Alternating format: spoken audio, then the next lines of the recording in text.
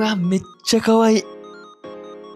ついに来た人生初のマッチング。しかも明日会うらしい。やばい。普通に緊張しすぎて眠れねえ。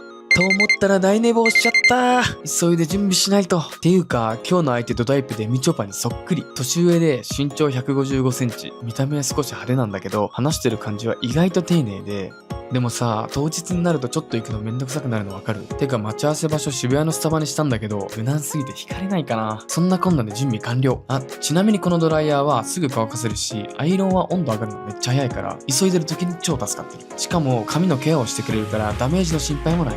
よし、間に合った。うわ、めっちゃ可愛い。